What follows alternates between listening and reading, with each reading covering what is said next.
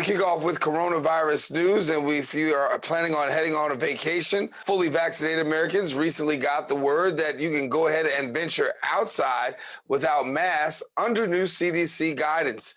Now, the advice unveiled allows people who are fully vaccinated against the coronavirus to go maskless outdoors unless they're in a big crowd with strangers.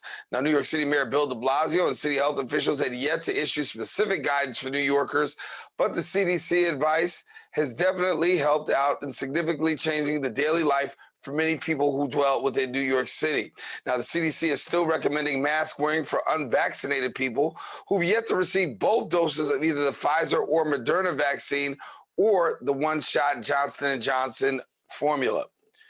In other news, we'll take you to a new mural that's coming to the Bronx as part of a citywide program to promote inclusion as well as healing. Our BronxNet reporter Arlene Makoko brings us the details on this great story. It's a mural that runs deep in symbolism with a message supporting inclusion at a time when communities and cities need it most. Our goal with creating this program was really to be an antidote to the hate and harassment that we see in our day-to-day lives.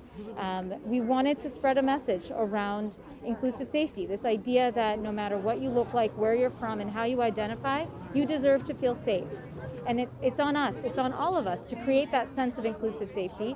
And this is a beautiful way to visualize that. Sherry Hakimi is executive director of Gin Equality, the organization that created the Safety Mural Series, coming to all 5 boroughs. In the Bronx, it's here at the International Community School at 345 Brook Avenue in the Mott Haven section. That's where the unveiling took place, highlighting the work of Bronx muralist Lola Lovenotes. When I was presented with this project, I felt an immediate connection because, this is exactly what I do with my art and with my teaching on a daily basis.